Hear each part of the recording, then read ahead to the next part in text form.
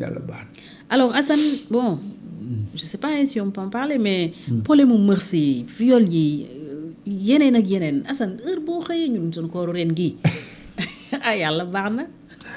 problème mœurs yi waaw dafa gën a waaw lu xew. waaw dafa gën a moi je pense médiatisation bi la wala dafa yokk. non dafa yokk wala. c'est vrai que population yi ñoo yokk mais population yi yokk bi mu yokk aussi jikko yi moo yàqu gën a yàqu jikko yi moo gën a yàqu c'est-à-dire y a plus de frein xam nga bu njëkkoon sax nit ñi daan nañu am frein am looy suturul naan sutura rus am looy rus am nangam nangam jomb. waaw mais non léegi amatul c'est-à-dire que aussi bien que jigéen ñi que góor ñi. oui. góor ñi jigéen ñi c'est pareil. démb quand même gis nañu benn information boo xam ni police moo ko publier mais c'est grave. c'est extrêmement grave. parce que jigéen bu par exemple jigéen di sàkku góor wala di doxaan góor. non bi situation jigéen bu nekk ci sëy la am ñaari far yi te di xeex corniche. Médina ba yegg corniche gaañante. ñaari faram yi dem police. waaw une femme mariée avec 5 enfants. ñaari faram yi waaw yooyu moo fi am. yooyu mooy fa am ñooñu sax dañoo xeex mais am na ñoom dañu xuloo rek bàyyi wala ñu werante. oui mais. ñooñu dañoo reyante dañoo xeex ñu àtte leen ñu dem xeexaat. voilà yooyu c'est des cas non bu dee dépravation des mœurs si côté boobu. globalement en fait je voulais même pas citer ce cas-là particulièrement parce que. si mais c'est l'actualité. mais c'est l'actualité mën nañ ko citer de toutes les façons. situation bi daal Assane doy na waar. waaw doy na waar si kaw je crois que àgg nañ foo xam ne amatuñu limite frein. aussi bien maanaam boo xoolee affaire sexualité liberté bi àgg na benn degré très élevé en même temps y compris les personnes mariées aussi bien góor que jigéen limites yi bareetul nit ñi bon mariage bi du dara këyit la rek après dañuy dund seen dund ñu si bari loolu la ñuy dund te loolu bi ko Wilhelm Reich bindee xaw ma mës naa wax fi mu wax naa ko Wilhelm Reich docteur boobu. bi mu ko bindee 1929 la woon. moom la ñu génnee woon dëkk ba. waaw dañ kaa daa bind livre bu ñu dàq ko Autriche Allemagne mu dem États-Unis làqatu fa mu ngi ko bindee mu ngi tudd la révolution sexuelle xaw ma mu ngi ci net ba mu déet mosuma ko. ci loolu lañ nekk. ñu ngi ci révolution sexuelle ñun tam. ñu mu ngi door a egsi. ok dafa egsi mais yàgg na Occident. yàgg na Occident maanaam luy réewu tubaab loolu yàgg na fa mais ñun léegi ñu ngi en plein carrément ci loolu maanaam xale muy mag marié ou pas marié nit ñi dañ jàpp ne dañu war a am liberté quoi def lu ñu. effet mondialisation bi la. si y a tout ça. société bu industrielle parce que on se demande mais qu'est-ce qui s'est passé au Sénégal ba ñu yegsi fii ñu yegsi. non parce que yii ay faits divers yoo doon dégg la boo déggee bii bala ngay déggaat lu mel noonu. mais là ñun digéré guñu déjà cette histoire d'homosexualité et de transmission de VIH. mais il y a d'autres cas qui nous tombent dessus. de jeunes garçons abusés. non bu la ci yeneen ak yeneen bu la ci dara réeree xoolal jikkoy nit ñi wala xale yi xoolal seen jikko. bu jikkoon xale yi melul noonu.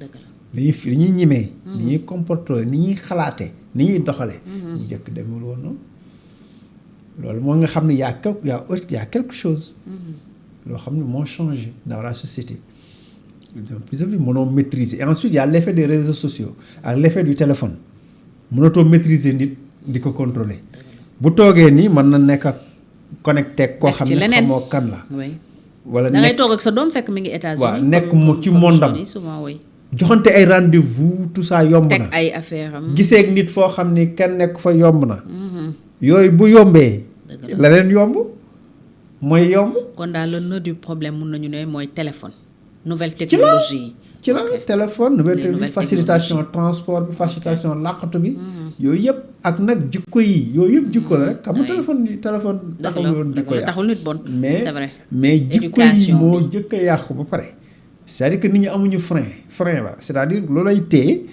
nga ne lii kat du ma ko def bariwul ñu koy def ay exception ñoo koy def ñeneen ñi dañu jàpp ni lu ñu bëgg war nañ ko mën a def seen bakkan topp seen bakkan ñii dañ koy def ngir seen plaisir ñii dañ koy def ngir alal ñii dañ koy def pour ay avantages mais voilà. éducateur nga Assane te mag mën naa bàyyi sim réew bon oui parce que ñi yore ay doom yi ndaw tey dañuy jaaxle sama doom bi mais nan laay def ba mucc ci lii bon waa ces personnes là lan nga leen di dénk nan la ñu mën a def lan la ñu war a def ci njaboot gi lan la ñu war a wax bi yamul ci xale yi seen yaay ñëpp ngay waxal ku si ne nga wax ak ci teggin nag ak respect jarul ni tey lii am na damay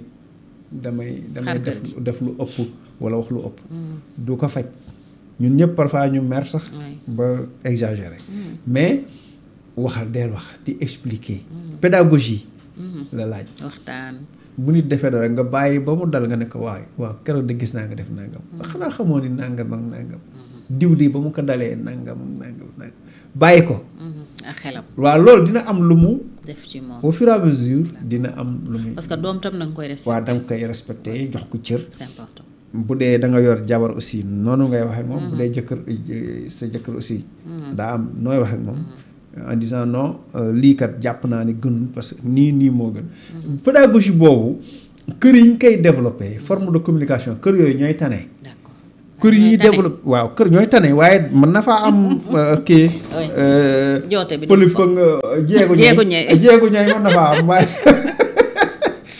ab exception lay doon waaye kër yi ñuy boo xoolee kër sëriñ yi kër ñi am xaalis dëgg moyen ñaare léegi sax ñoo tane kër baadoola xanaa xamoo ni alors que baadoola gi ci kër baadoola yi la nekk saaga wax lu ñaaw xaste xeex wuulu dóor ci sa kër baadoola yi laa nekk defajul dara waaw ci kër baadoola ñoo gën a yaradiku ñoo gën a doy waar ñoo ëpp fit léegi da nga dem ci kër ñi am moyen la seeni doom yi di yaru alors que bu njëkkalee fii sax yaru nii doon wax yombe ju am en général kon c'est le contraire oui dañu yàq seen parce que Dakar par exemple ñu daan dawal moto yi ci mbedd bi la ñu waaw bu njëkkoon dañuy ñi di kaas oto yi di xel dañoo soofaay surtout doomi libaane yeeg tout ça bon mais léegi c'est le contraire baadoolo yi ñoo réewar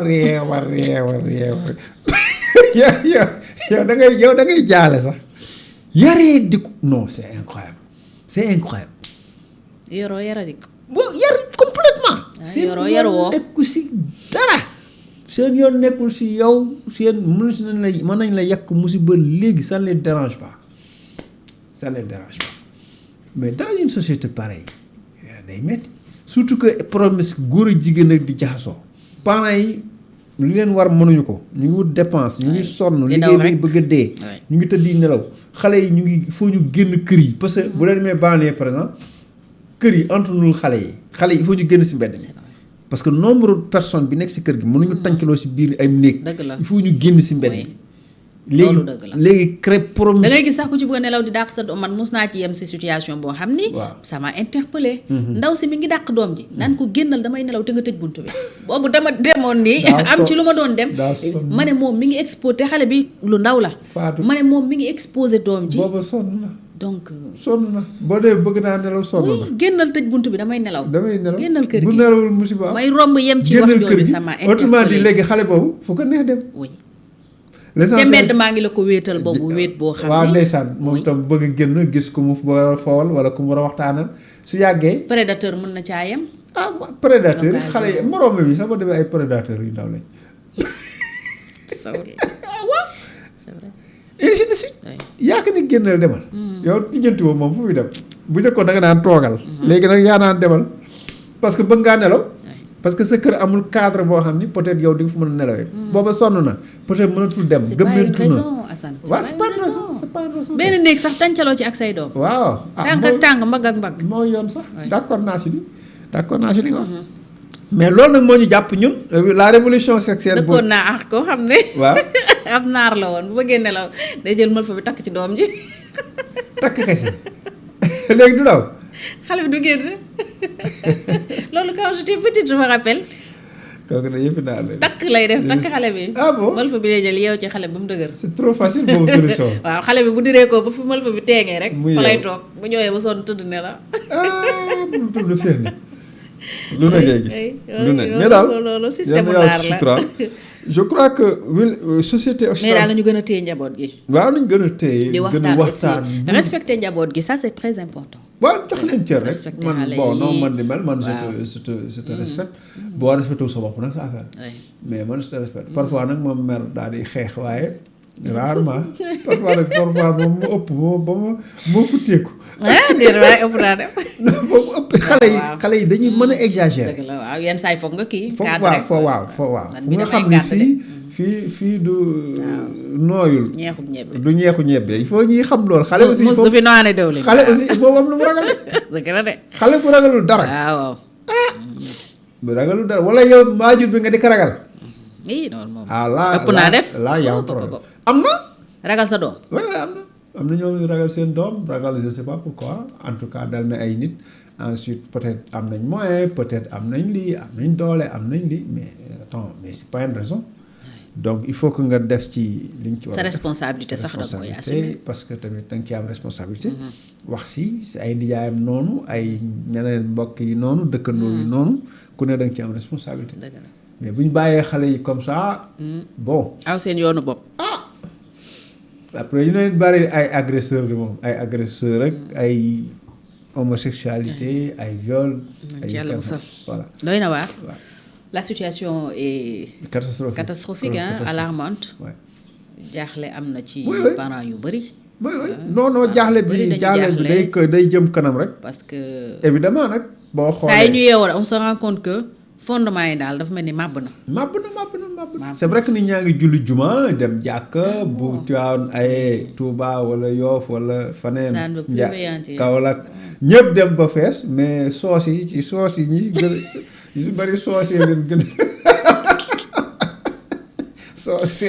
yëg soosee leen ci yóbbu soos ñu si bari soos yi ci la de capputeen dañu waroon jékki-jékki rek Touba yëpp ñu arrêté berdeel kenn dootu fi toog arrêté berdeel bi dina bari ñu dul dem de waaw et léegi amul berdeel acca ñëw julli ñaan léegi après dañ leen toggal daal xëy na laaxu caaxaan yu njëkk yi dellu ci parce que fii dañuy jaamu yàlla testé leen rek nga xool ñu bari duñ dem waaw parce que tamit wax dëgg yàlla àgg nañ niveau boo xam ne c'est difficile nga maîtriser nit ñi de cette façon là dañuy dem ba màkk di fa def yenn yi te loolu dooy xale ay mag yi jëm waaw day dem après ñooñu bu ñu waree yar bon nan la ñuy yaree wala ak ñan la ñuy yar benn mère toog si hôtel am màkk na sànnil ma jàmm rek yow am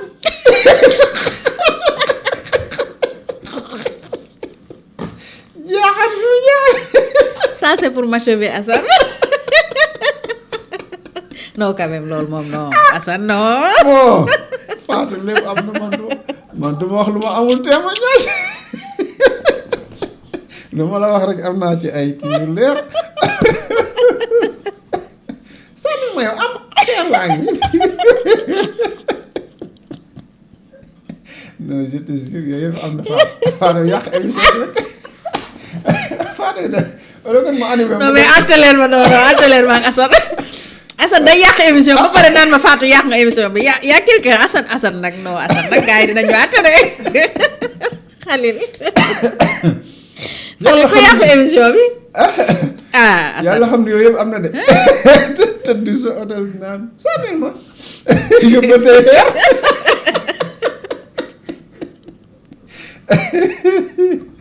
yoo xam ne xamoon nit ñi ni ñu féexee astafurlah bon astafurlah je te jure yooyu yëpp am na nit ñi dañoo féexee ñu ngi wax xale yi mais gis nga mag ñi mais non lu ne si xale yi mag ñi ñoo ko si def parce que xale moom ndab bu set la lu si nekk en général si fit yu nekk si mag ñi sax nekkul si xale yi waaye am na anecdote yoo xam ne mënoo kaa nettali si émission moo kon musiba am kon de côté bu ko nettali damay génn rek ñu attaqué ma dañ ñooñu ñëw attaqué ma bu ko fi wax kon bàyyi ba ñu pare waaye dañoo wor de yàqul ko waaw non yàq parce que dëgg la am na bu cas boo xam ne maire bi doom ju góor dafa mujj jël fital pistolet nar a fital paa bi ñu koy téye waaw papam du papam d'accord bu doon papam kay du ko def ok fital laax de paa bi ne fital dañu nit ñee si jàpp ni kon mu tiire yaayam doon seet wax yaa ngi wax fii faru kii am ñaari kii yaayam la ñu doon seet si waaw ainsi de suite parce que ba société bi moo àgg benn degré de voilà doom nawle la voilà xam nga yu mel noonu c'est nit ñi dañu dem à un certain stade ñu jël ay mesures. c'est-à-dire que dafa dem ba aussi bien que góor ñi ak jigéen. parce que góor am na benn jikko ci côté boobu soo jigéen sax moo koy gën a dal bu jigéen amul frein rek. góor ki c'est facile pour mu. dëgg la pour mu tarxiis. waaw te nag ay kilifa yu réfléchi. en général. mais aussi faiblesse ci jigéen wala yooyu ak ku jigéen ki bu amul réserve rek. ku góor ki saara. tarxiis ñoom ñaar ñoom ñoo ànd. ñoo ànd tarxiis ñaare souvent loolu day faral di am. moo tax société bi àgg benn stade boo xam ne. c'est très compliqué jigéen mooy société. c'est très compliqué. waaw c'est très compliqué. côté boobu il faut que ñu accentuer gën a ñool éducation bi gën a kii parce que. liñ daan nëbb yëpp. léegi xam nga dañ koy seetaan ci réseaux sociaux yi. xam nga loolu ñu doon waxal far ba noonu naan mooy seetaan lu bon. xam nga yooyu. bu dee dëgg la. léegi yooyu noonu moo bari ci accessibilité xale yi dañuy gis yu bare. yoo xam ne da doon nëbbu. du ci xale yi aussi mais mag ñi également. parce que dafa indi benn genre éducation sexuelle ci mag ñi boo xam ne mag ñi sexualité bi dafa amoon pudeur. amul woon éducation léegi nit ñi xam nañ yenn yi. xam nga mag bu jëkkoon olof yi dala naan rek kii moom xam na siim xam na mëq. daal di noppi. yam foofa léegi nag nit ñi dañuy xam lan la tekki. léegi nag koo gis mu ngi bëgg ba topp bakkanam ci expérimenter yenn yi et cetera et cetera aussi bien xale que muy mag. léegi dafay àgg benn stade boo xam ne. te nëbbatuñu yenn xale yi aussi. loolu nag mooy la révolution sexuelle. oui da leen di pervertir. loolu xale yi ñu ngi leen di pervertir même ci seen milieu. loolu mooy la révolution balaa même les réseaux ça il faut le dire. loolu yëpp la Wilhelm Reich théorisé woon mais cette énergie sexuelle bu libéré wu noonu c'est l'énergie vitale. moo tax nit ñi am audace. ci lépp lu ñu def. gisoo audace bi ñuy àndal. fit wu rëy kay bu njëkk dem lu woon noonu parce que dañoo libéré wu. c'est très livre boobu bu fekkee mu ci net bi man mosuma ko xool ci net bi. mais la révolution sexuelle de Wilhelm Reich. mais c'est un médecin du woon sax romancier. médecin la woon. donc li mu wax peut-être ci science la ko teg ci science la société occidentale yi yàgg na am. partout dans les sociétés occidentales mais dafa ñëw léegi suñu société yi ñun. waaw dafa ñëw ñooy doog a jot suñu wàll daal Sénégal sax am nañ pudeur encore mais boo ñëwee ay Côte d'Ivoire yi. moo Dieu. ñooñu moom départ nañ bu yàgg. départ nañ bu yàgg. foofu yëngu fa daan en fait yenn scandale yi doon am fii sax da doon nekk ay étranger. ñu jóge ci réew yooyu par exemple ñoo doon ñeme yenn. fii sax tane na. léegi moom jusqu'à présent parce que sénégalais dafa sopp. bu la gisee par exemple nga gën si mbir taxaw dañ wax kii lu muy taxaw fi ku ne day lijjanti looy taxaw fi. waaw xam nga de yooyu de mu ngi continuer di freiner nit ñi tuuti. yooyu sax moo xaw a freiner de. mais bu du woon loolu. nga gis lu yeneen sociétés yi nag loolu moo fa amul. kenn toppatoo sa morom si yoon nekku si. yow appartement bi à côté sa yoon newu si li fi xew bon moom tamit vice versa waaw. ku ne def lu la nekk. waaw mais bu dee fii nit ki boobu nga xam que bañ ko xam ñu ngi lay seetlu. ngay xool kuy dugg kuy génn fooy dem. ndaw loo def attentat à la pudeur. ngay xool waaw en même temps nit ñi yenn yi boo ko defee si mbedd ñëpp jóg ni jaaduwul nangam daal di kii yooyu sax mu ngi ba léegi mu ngi ñuy fegal mais jusqu'à quand. même si itam foofu ñu war ci def attention parce que gis nga li ñu doon wax fii benn jour mooy fajal sa bopp gi ñenn ñi bëgg a def ci affaire homosexualité keroog faat nañu ci kenn. koo xam ne ci njoxtu lañ ko teg apparemment. non loolu moom moo gën a yooyu tam nañ ci moom daal boo wool police wala nga woo gendarmerie. ñoo yor loolu. mooy seen liggéey. enquêteur fii ñun duñuy enquêteur. mais mun nañu di alerter. nañuy alerter ku gis lu jaaduwul alerter mais quand même nga yem foofu. waaw mais bu faj naan da ngay dóor ak da ngay def ne ki diw nangam laak identifié kii dof laak kii homosexuel laak kii nangam laak kii prostituée laak yooyu moom nit ki moom mënu ko lijjanti. demal si yoon. wax bu fekkee dañ lay perturber mu am wala attentat à la bonne vie et mœurs. ñu koy def fu ñu ko war a def si mbedd. si oto ci yooyu plage. xool yoon. oui Khalil retrouvé na livre bi. la révolution sexuelle bi ngay wax. am na mu dina ko Wilhelm Reich gis na ko c'est parfait lire guma ko ci net bi jotuma ko woon. gis maa ngi ko yoroon bi ma nekkee étudiant. ok bi ma nekkee étudiant laa ko amoon. comme livre quoi. livre physique. waaw. mais lu am la livre la bu yéeme. ci côté boobu. dina la expliquer nga comprendre pourquoi société di transformé wu noonu. d'accord voilà. yal nañu yàlla sàmm njaboot gi. amiin barkeel leen jubal leen baaxal leen. amiin parce que parent bu nekk tiit nga wax dëgg yàlla. waaw mais lépp rek nañ ko teg ci loxo yàlla. góorgóorlu ci yar gi boole ci di ñaan. dellu yu ñaanal njaboot gi aussi c'est important. waaw ñaanal njaboot gi yàlla ku jubal nga jub. amiin parce que yàlla jubal leen. problème génération la ça souvent boo jëm mag doo comprendre jeune. c'est vrai c'est vrai loolu yàgg na fi. doo comprendre jeune. dëgg la dañ lay jaaxal. parce que yow li ngay gis doo ko fekk yow la nga xamoon. waaw voilà léegi nag société bi dafa jëm ci. yu bees yeeg yooyu waaw ak voilà. moo tax parents itam wax di connecté wu xam li xew. oui di jaxasoo ak njaboot gi tuuti daal. di waxtaan ak ñoom di leen sensibiliser. di leen expliquer ñu bañ a sacrifier seen bopp pour rien. loolu aussi c'est important. yàlla baax na yàlla sàmm. amiin gindi parents yi ci yar gi. jërëjëf Assane c'était intéressant je crois amoon na njëriñ. jéem nañu oui jéem nañu non macha allah yow moom tu assures comme dit le doyen Mamadou Wele. l'analyse hors pair. c'est ça. d'ailleurs maa ngi koy gis ñu ngi koy nuyu di ko ziar bu baax. maa daba nee na yaa yàq émission bi. man mi Seydina Laye Ndiaye tam nee na yow yaa yàq. man maa koy yaa yàq koor gi. nee na yaa yàq koor gi. koor nga boole kon nag jéggalu naa. c'est ça Assane kon def naa lu ëpp. yaa yàq émission bi. xaw tuut nga yàq koor gi aussi. mais yàlla baax na yàlla fay la yow ci message yu am solo yi. yàlla yombal ñëpp. di la gërëm kon on se retrouve mercredi. incha allah ba mercredi bu soobee yàlla jërëjëf Assane sant ñëpp di gërëm ñëpp di jéggalu ñëpp nag. reetaan ba sonn bi macha allah am na ci solo histoire de joindre l'utile à l'agréable. parce que tam bëri na looy mën a jàllale dans la bonne humeur. voilà moo gën daal dégg ko quand c'est trop sérieux c'est pas bon.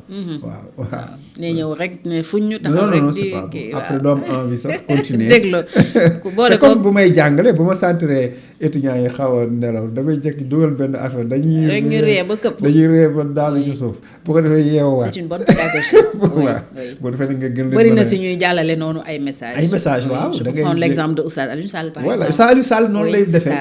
Abdoulaye Wade Maître Wade noonu la meloon. noonu la mel aussi dimanche. noonu la mel Maître Wade. waaw bi mu wax maa ko waxoon waxeet. yëpp da doon kaf mais après gars yi jël ko nag. amplifier ko mais da doon kaf pour ñu ree. c'est important jërëjëf Assane ñu ngi lay gërëm kon bu baax ba àllarba incha allah ci beneen Actu Sans Frontières gërëm ñëpp ñu ne woon ci live bi ku lim doo matal yéen ñëpp ñu ngi leen di sant di leen gërëm. Ibrahima Pleya mënuñu ko bañ a tudd notre super fan moom macha allah voilà ñu ngi koy nuyu di ko ziar di ko beral nuyoo ak ziar di gërëm ñëpp nag sans exception gërëm xale mi ne woon ci régie bi ñaanal leen yéen doog jàmm ba àllarba incha allah avec Assane boobu mi di jotee ci beneen Actu Sans Frontières jaa ngeen jëf.